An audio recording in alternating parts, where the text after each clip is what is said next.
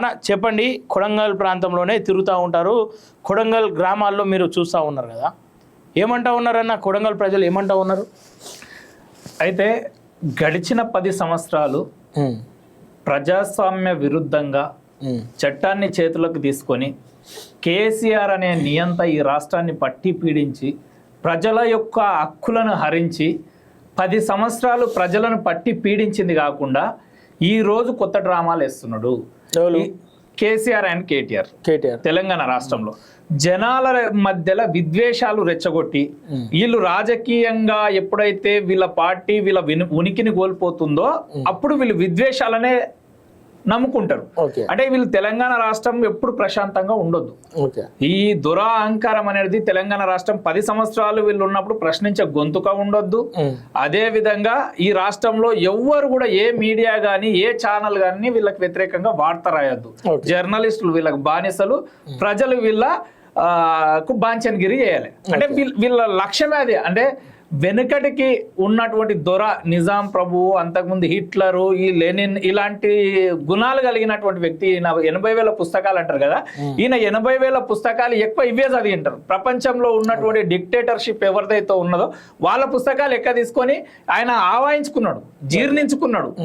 ఈ దేశంలో ఈ ప్రపంచంలో ఎవడైతే ప్రజలను పట్టి పీడించిండో వాళ్ళ యొక్క లక్షణాలను ఈయన ఆవరించుకొని ఆయన అట్లుంటేనే దురహంకారాన్ని చూపిస్తేనే తెలంగాణ సమాజం నాకు బాంఛన్గిరి చేస్తుంది, నా కొడుకు పిల్ల వాళ్ళ పిల్లలంతా మొత్తం ఈ రాష్ట్రం మొత్తానికి రాజులు కావాలి, వీళ్ళ మా తెలంగాణ రాష్ట్రం అంతా వీళ్ళకి బానిసలు కావాలనే ఉద్దేశంతో వీళ్ళు పాలన చేశారు. ఇప్పుడు తెలంగాణ రాష్ట్రంలో ప్రజాప్రభుత్వం ఏర్పాటు జరిగిన తర్వాత మొన్నటికి సంవత్సరం అయింది. సంవత్సరం కాకన్నా ముందే ఈ రోజుకి కూడా డిసెంబర్ 9 అయితే రేవంత్ 7 తారీఖు వస్తే రేవంత్ రెడ్డి గారు ప్రమాణ స్వీకారం చేసి సంవత్సరం పూర్తి అవుతుంది. ఆ సంవత్సరం పూర్తి కాకన్నా ముందే ఈరోజు అడావిడి చేసి ఏదో తెలంగాణ రాష్ట్రంలో ఏదో కేసీఆర్ అనేటోడు ఓడిపోతే ఏదో జరిగిపోయింది, తెలంగాణ ప్రజలు అగుడైపోయారు, తెలంగాణ రాష్ట్రంలో ప్రభుత్వమే లేదు, ఇప్పుడు ఏదో నేను కేసీఆర్ అనేటోడు వస్తేనే మళ్ళా ఈ తెలంగాణ రాష్ట్రాన్ని ఉద్ధరిస్తాడు, లేకుంటే మా అప్ప లేకుంటే తెలంగాణ రాష్ట్రం అగుడైపోతుంది అనే విధంగా డ్రామాలు వేస్తున్నాడు తప్పిస్తే కానీ తెలంగాణ రాష్ట్రం. నిజంగా కొడంగల్ ప్రజలు కూడా కేసీఆర్ ఓటమి విషయంలో బాధపడుతున్నారని చెప్పి చెప్తా ఉన్నారు కదా, ఏం చేసిందన్న? తెలంగాణలో గతంలో 5 ఏళ్ళు కేసీఆర్ ప్రభుత్వం ఉన్నప్పుడు నరేందర్ రెడ్డి పాలించిండు, ఆయన ఏం చేయలేడు కొడంగల్కి? అయితే నేను ఒక మాట చెప్తాను. 2009లో తెలంగాణ రాష్ట్రంలో టీడీపీ టీఆర్ఎస్ పొత్తులో ఉన్నప్పుడు మా ప్రాంతం నుంచి ఎంపీగా కేసీఆర్ గారిని గెలిపించి మహబూబ్నగర్ నుంచి పార్లమెంటుకు పంపించాం. 2014లో కేసీఆర్ గారు మొదటిసారి గెలిచినప్పుడు మాకేమీ హామీ ఇచ్చిందంటే, తెలంగాణ రాష్ట్రంలో నేను మహబూబ్నగర్ ప్రాంతానికి నేను రుణపడి ఉన్నా, ఈ ప్రాంతం నుంచి నన్ను ఒకసారి ఎంపీగా గెలిపించిర్రు, ఈ ప్రాంత బిడ్డల రుణం తీర్చుకోవాలి, తెలంగాణ రాష్ట్రం ఏర్పడిన తర్వాత మీకు పాలమూరు రంగారెడ్డి ప్రాజెక్టును పూర్తి చేసి ఈ ప్రాంతానికి నేను సాగునీరిస్తా అని చెప్పిండు. తెలంగాణ రాష్ట్రం ఏర్పడ్డాక మొట్టమొదటిగా కేసీఆర్ గారు శంకుస్థాపన చేసినటువంటి ప్రాజెక్టు పాలమూరు రంగారెడ్డి ప్రాజెక్టు. నాకు తెలిసి 2015లో మొట్టమొదటి ప్రాజెక్టు శంకుస్థాపన చేసిండు. నాటి నుంచి నేటి వరకు 7 వేసిన గొంగడ ఆన్నే. ఈ రోజు కూడా పాలమూరు బిడ్డల కష్టాలు తీరలే, వాళ్లకు సాగునీరు రాలే. అయ్యా ఇట్లా చేసి మా పాలమూరుని నాశనం చేస్తే కొడుకు ఉన్నాడు, కొడుకు వచ్చిండు.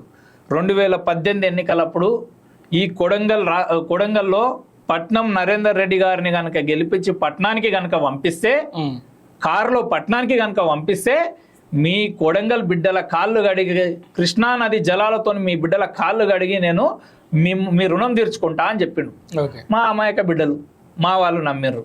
రేవంత్ రెడ్డి ఉండడం వల్ల మనకు మేలు జరుగుతలేదు, మళ్ళా కేసీఆర్ గెలిచే అవకాశం ఉంది, తెలంగాణ రాష్ట్రంలో ఒక పార్టీ కొడంగల్లో ఒక పార్టీ ఉండడం వల్ల మనం గత 40 సంవత్సరాల నుంచి మనం అభివృద్ధికి నోచుకుంటలేము, ఇప్పుడు ప్రస్తుతం అన్న అభివృద్ధి మనం చెందాలనుకుంటే పట్నం నరేందర్ రెడ్డి గారిని గెలిపిద్దామంటని చెప్పి పట్నం నరేందర్ రెడ్డి గారిని కారులో పట్నానికి పంపిస్తే 5 సంవత్సరాలు బటెబాజీ ముచ్చట్లు చెప్పి కొడంగల్ ప్రాంతాన్ని సర్వనాశనం చేయడమే కాకుండా ప్రజల హక్కులను కాలరాసిండు, ఇసుక మైనింగ్లు చేసిండు, రియల్ ఎస్టేట్ వ్యాపారాలు చేసిండు, దోపిడీదారులను ప్రోత్సహించిండు, మైనింగ్ దగ్గర తీసుకుపోయి మామూలు వసూలు చేసుకున్నాడు, పోలీస్ స్టేషన్లను వసూళ్లకు కేంద్రాలుగా మార్చిండు, పోలీసులను బానిసలుగా చేసిండు, ప్రజలను పట్టి పీడించిండు, మాలాంటి ప్రశ్నించే గొంతుకలను జైల్లో పెట్టిండు.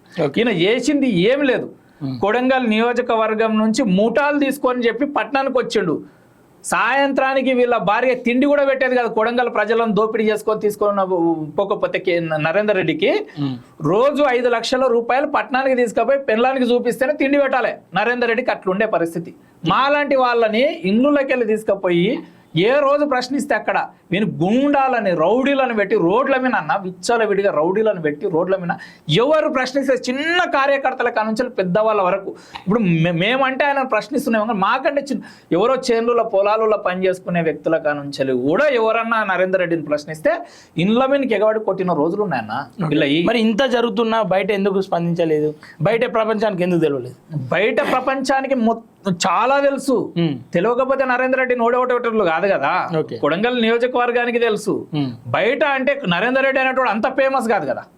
ఈ రోజు ఏదో కేటీఆర్ తీసుకొని వచ్చి కేటీఆర్ కొడంగల్లో ఉన్నటువంటి రాజకీయాలను నేను రాష్ట్రం మొత్తం రేవంత్ రెడ్డి ప్రభుత్వం మీద అసమర్థత కింద ఉన్నది, కొడంగల్లోని ఇన్ని విద్వేషాలు రెచ్చగొడుతున్నారు, అక్కడ ప్రజలు తిరగబడుతున్నారు, అక్కడ రాజకీయ నాయకుల మీద దాడులు చేస్తున్నారు, లేకుంటే కలెక్టర్ల మీద దాడులు చేస్తున్నారు అనే కుట్ర కోణంలో బానిసలను వీడు డబ్బులు ఇచ్చి ముఠాలు ఇచ్చి సుమారుగా కోట్ల రూపాయలు ఖర్చు పెట్టి అక్కడ విద్వేషాలు రెచ్చగొట్టి రైతులను ముసుగులో వీళ్ళు దాడులను ప్రోత్సహించారు. ఈ దాడుల వల్ల తెలంగాణ రాష్ట్రం